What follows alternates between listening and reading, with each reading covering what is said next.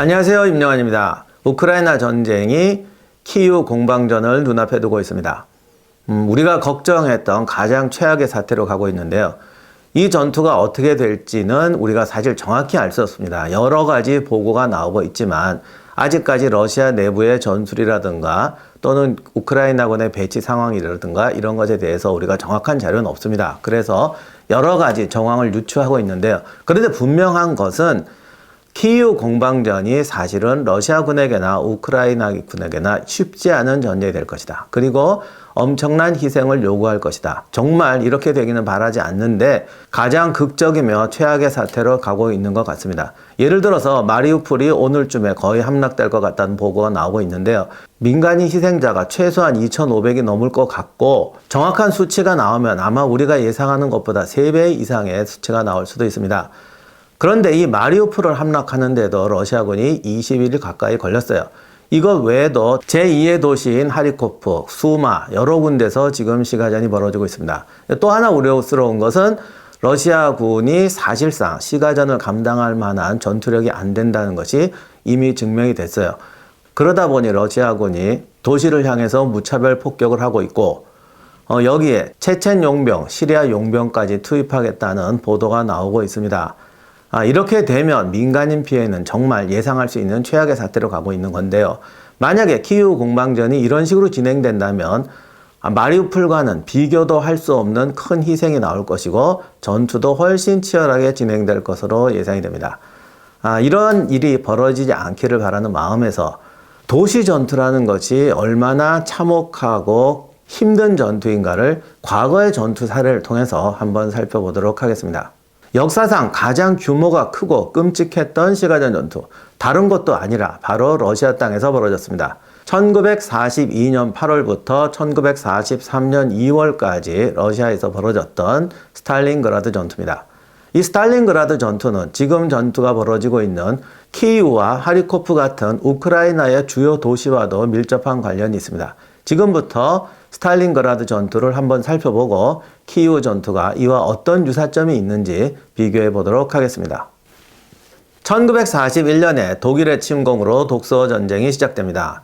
이때 독일의 남부 집단군이 우크라이나로 향하죠. 당시에 우크라이나의 소련군은 키이우, 쿠르스크, 지금은 벨라루스 지역입니다. 하르키우, 체르카시, 자포리차, 로스토프, 그리고 크림반도의 세바스티노폴에 주둔하고 있었습니다. 지금 우크라이나에서 격전이 벌어지고 있는 도시와 거의 일치합니다. 당시 독일군은 키이우를 점령한 다음에 보급의 어려움으로 인해서 공세 종말점에 도달하면서 지금의 드네프르강 라인에서 진격이 정치됩니다. 아무튼 이렇게 돼서 1941년 동안 드네프르강을 중심으로 독일군과 소련군이 대치하다가 보급을 받고 재정비를 한 독일군은 라스푸티차, 즉 우크라이나의 유명한 진흙탕이 끝나는 5월에 공세를 시작합니다. 이때 독일군은 두 가지 전략 목표를 가지게 되는데요. 하나는 돈강 유역에 도착한 다음에 남쪽으로 방향을 꺾어서 카프카즈로 남하하는 것입니다. 이곳에 소련 최대의 유전지대가 있었어요. 다른 방향은 동강을 건너서 계속 직진해서 스탈린그라드 쪽으로 나아가는 것이었습니다. 이것은 나중에 독일군의 중요한 전략적 실수로 평가받게 됩니다. 왜냐하면 공격 목표를 하나로 두지 않고 둘로 나누게 되면서 전력을 집중하지 못하게 됩니다. 특히 스탈린그라드는 7월 때까지는 거의 방어 준비가 안 되어 있었습니다.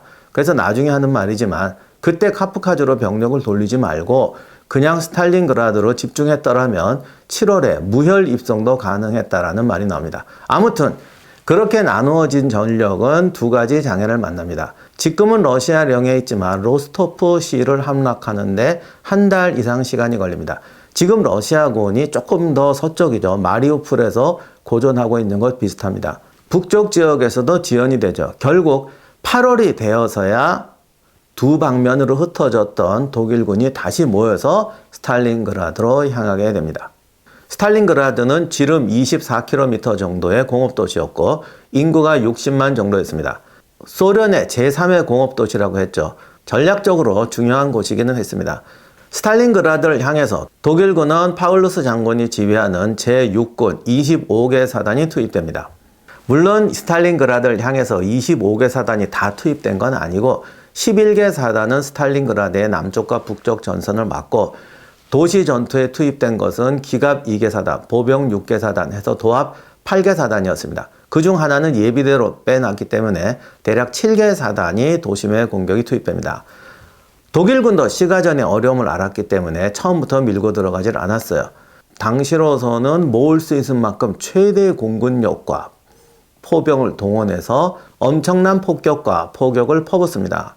거의 이틀 동안 강행된 포격으로 스탈린그라드에는 멀쩡하게 서 있는 건물이 없다고 할 정도로 도시가 잿더미로 화해버립니다. 그리고 나서 보병과 기갑부대가 들어가게 되죠. 스탈린그라드의 전투도를 보면 야, 이게 가능하나 싶다 할 정도로 사단이 어깨와 어깨를 마주대고 밀고 들어가는 걸 볼 수가 있습니다. 당시 스탈린그라드를 방어하던 부대는 소련군 제62군이었습니다. 62군이라고 하지만 대수호 전쟁 초기에 너무나 많은 피해를 입었기 때문에 당시에 남아있는 병력은 겨우 10,000명 정도, 사실상 1개 사단 병력 정도였어요. 여기에 시민군 15,000명을 급거 조직해서 사실상 2.5개 사단 정도의 병력으로 도시를 방어합니다. 그럼에도 불구하고 시가전은 쉽지가 않았습니다. 건물을 다 파괴했다고 하지만 건물을 포격으로 파괴했다고 하지만 그렇다고 해서 지상에서 건물 벽이 면도칼로 도려내듯이 깨끗하게 되는 게 아니죠. 그렇게 되니까 도시 곳곳에 건물의 벽과 잔해가 남아 있었고 사실상 그 모든 건물을 다 포격으로 파괴할 수가 없어요. 지금도 도시에 대해서 엄청난 포격을 퍼붓는다고 하는데 사실 그 건물을 정말 이렇게 잿더미로 만들어 버린다는 게 하루 이틀 포격으로 되는 게 아닙니다. 그러다 보니 결국은 칸칸이 싸워야 하는 어려운 전투가 되어버립니다. 그래도 독일군은 계속 밀고 들어갔어요. 1942년 9월 12일, 13일 사이에는 거의 시가 쪽으로 접근하게 됩니다. 그런데 스탈린그라드는 이제 독특한 구조인데 시내 가운데를 남북으로 볼가강이 관통을 합니다. 그리고 중앙 역사 뒤쪽 부분에 선착장이 있었어요. 소련군의 증원부대는 그 선착장을 건너야 스탈린그라드로 들어올 수가 있습니다. 이 선착장을 감지하는 중요 지역으로 마마츠 쿠르간이라고 불리는 언덕이 있었습니다.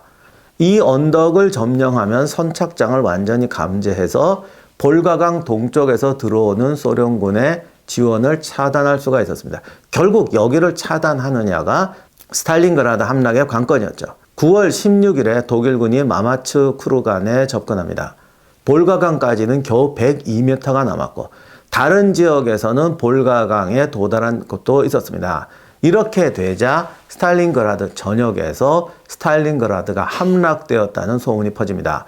일부 여단의 지휘관들은 부대를 버리고 도망쳤고 그 모습을 본 병사들과 민간인들이 스탈린그라드가 함락됐다라고 소리치면서 보트를 타고 강을 건너 도주하기 시작합니다.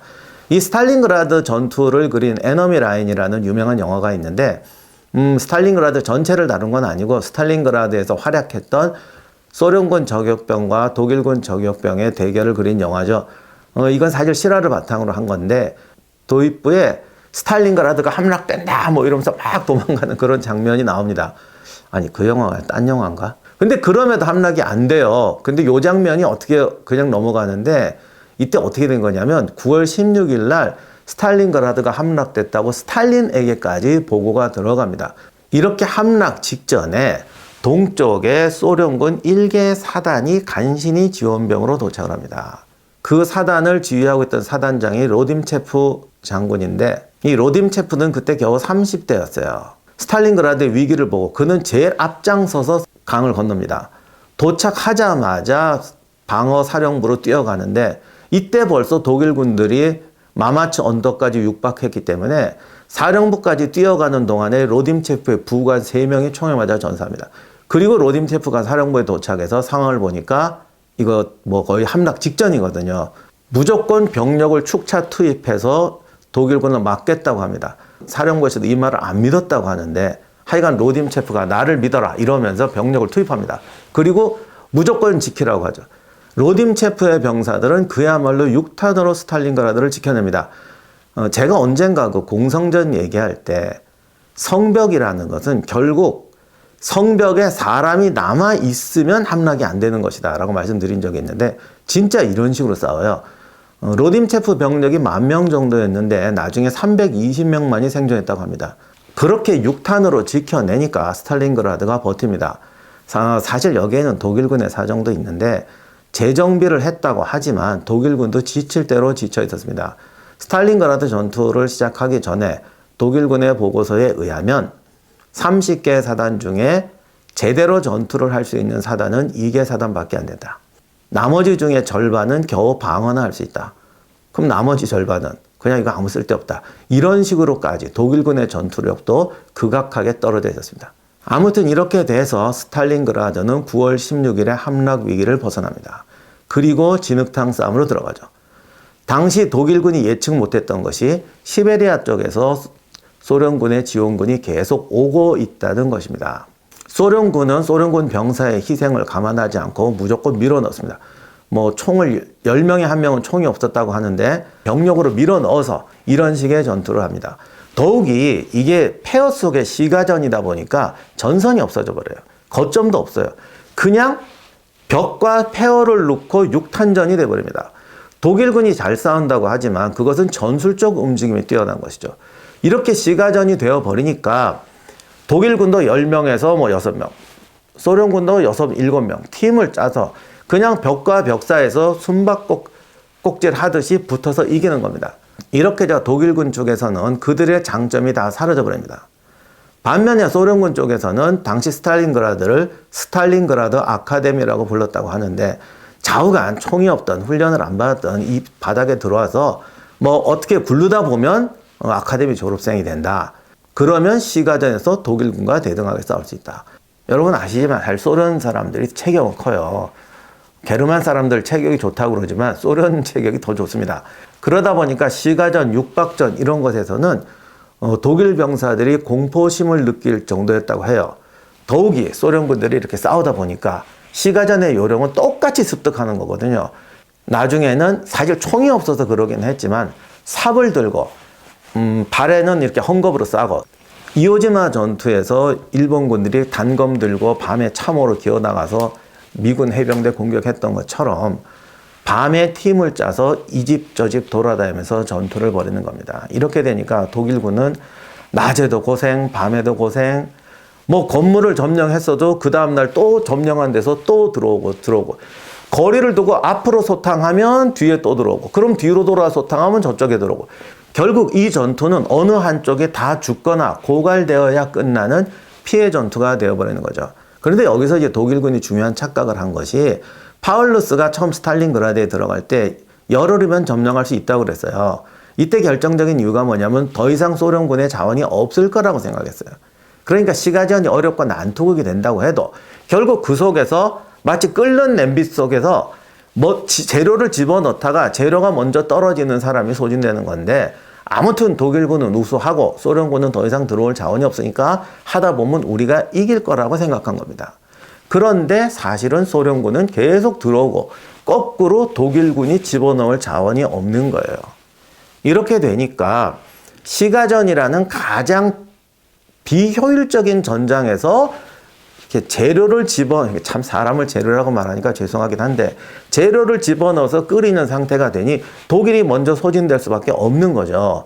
그러면 이거는 스탈린그라드를 빠져나와서 독일군이 유연하게 싸울 수 있는 전선에서 싸워야 되는데 여기서 히틀러가 철수 명령을 거절합니다. 무조건 거기서 승부를 내라. 이때 파울루스는 명령 위반을 각오하고 정말 어떻게 되더라도 자기가 부하들을 끌고 나왔어야 되는데 이 사람이 나오지를 못합니다. 글쎄 그거를 꼭 비난을 해야 될지 군인이 어떻게 보면 군인이 명령을 위반한다는 건 쉬운 게 아닌데 아무튼 나중에 그런 비난도 많이 받고 본인도 고통을 겪었다고 하지만 그때는 그러지를 못했습니다. 그러나 참모총장 할더를 위시해서 이 전투에 대해서 반대하는 사람들이 많은데 히틀러는 기다렸다는 듯이 잘라내기 시작합니다. 덕분에 독일군 수뇌부의 유능한 장군들이 계속 해임되게 돼요.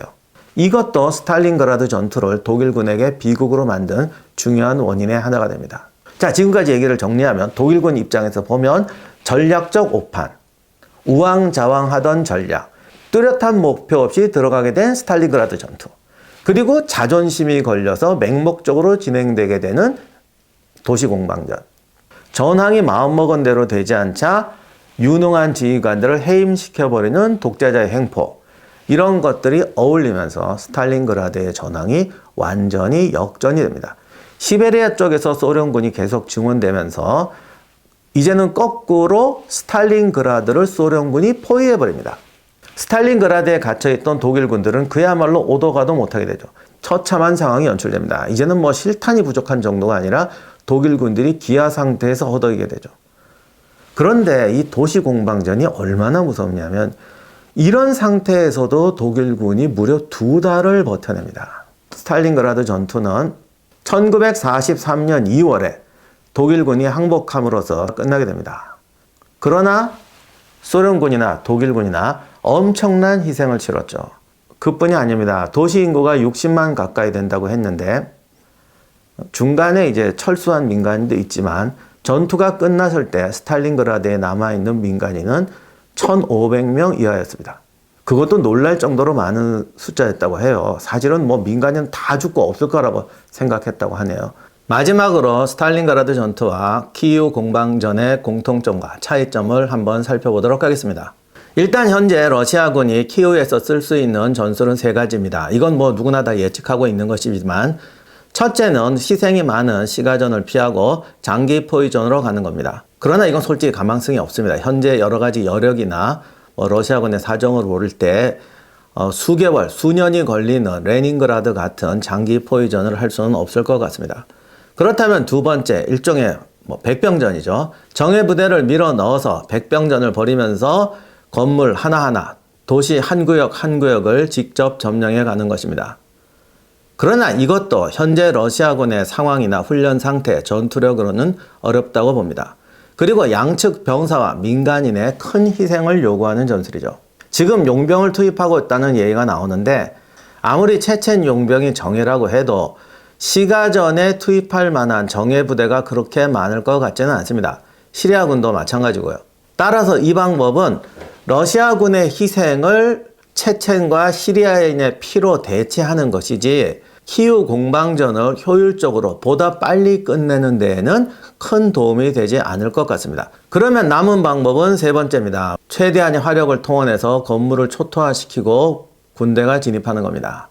사실상 이 방법이 제일 타당성이 있다고 많은 분들도 예측하는 것 같습니다. 그런데 이제 문제는 아무리 현대의 화력이 뛰어나다고 해도 대도시를 초토화시킨다는 게 절대로 쉬운 게 아닙니다. 실제로 스탈린그라드에서 보았듯이 이런 전술을 사용해도 시가전의 어려움을 크게 상쇄시키지는 못합니다. 결과적으로는 민간인 희생만 더 추가할 뿐이고 전투를 빨리 끝낼 수 있는 방법은 안 된다는 것이죠. 그래도 푸틴도 사실 지금 속으로는 고민이 많을 것 같습니다만 그래도 만약에 키이우 공방전이 감행된다면 3번째 방법을 쓸 가능성이 가장 높아 보입니다. 왜? 러시아군이 선택할 방법이 없어요. 그래서 안타까운데 정말 다시 한번 말하지만 여기까지 가지 않기를 정말 애타게 바랍니다. 자, 그러면 스탈린그라드의 전투와 예상되는 키이우 공방전의 어디까지나 전술적인 측면에서 공통점과 차이점은 뭘까요? 공통점이라면 첫째, 러시아군의 전투력과 공격 여력이 많이 줄어들어 있다는 겁니다. 이것은 이제 스탈린그라드를 공격했던 독일군의 입장과 맞춰본 겁니다. 거꾸로 러시아군 입장이 되는 우크라이나군은 서방의 보급 지원이 생각보다 크게 유지되고 있고 전투 사기도 높습니다. 이것은 어디까지나 예측이고 나중에 이제 자료가 나와봐야 알겠지만 러시아군도 초기 전략이 우왕좌왕했습니다. 독일군이 스탈린그라드로 집중하지 못했던 것처럼 전력을 너무 분산시켰죠. 제가 2편에서 말했던 대로 아마 속전속결로 쉽게 승리할 수 있다고 생각했던 것 같아요. 그리고 그것이 안 됐을 때는 일단 키이우는 압박을 하고 마리우폴이나 주요 다른 도시에 집중해서 그 도시를 함락시킴으로써 키이우의 항복을 받아내자 이런 전술이었던 것 같은데 사실상 마리우폴 공략에도 20일 이상의 시간이 걸림으로써 다른 도시에서 전력을 엄청나게 소모하게 되고 결국은 분산된 상태에서 키이우 공방전을 벌이지 않을 수 없는 상태가 되어버린 겁니다.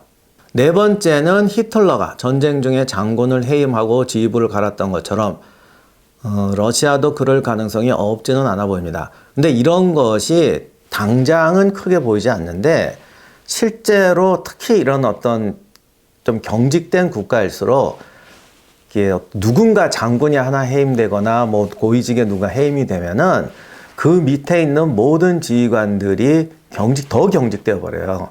그리고 작전이라든가 이런 것들을 더 융통성 없고 무리하게 감행하는 그런 뭐랄까 나비 효과가 굉장히 큰데 이런 사태가 사실은 벌어질 조짐이 이미 보이고 있는 것 같습니다. 다만 이것이 진짜 어떻게 진행이 되는지 그리고 구체적으로 전투 양상에 어떻게 영향을 미칠지는 이거는 정말 결과가 나온 다음에야 알 수 있는데 생각보다 이런 것이 러시아군의 전투력에 큰 영향을 미칠 가능성이 없지는 않습니다.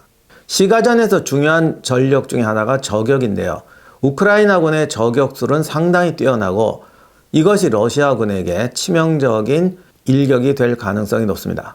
또 하나 독일군이 기나긴 보급선 때문에 고생을 했는데 러시아군도 지금 똑같이 기나긴 보급선 때문에 고생하고 있습니다. 병력의 희생을 더 크게 하는 요인이 될 수 있다고 보여집니다. 그렇다면 키이우가 러시아군에게 스탈린그라드가 될 수 없는 차이점은 뭘까? 첫째로 현재 우크라이나군에게는 소련군이 스탈린그라드에 밀어넣었던 시베리아 군단처럼 엄청난 병력 자원이 남아있질 않습니다. 두 번째로 키이우로 들어가는 우크라이나군의 보급선이 볼가강을 건너던 소련군에 비해서는 약화되고 단절될 우려가 있습니다.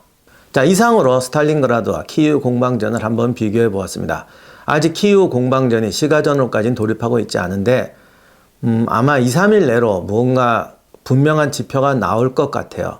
이 전쟁의 원인에 대해서 누가 책임이 있느냐에 대해서 여러 가지 의견이 있는 것으로 압니다. 그러나 지금 나와 있는 어떤 의견도 이렇게 무참하고 무차별적인 전쟁을 벌일 만한 이유는 되지 못합니다.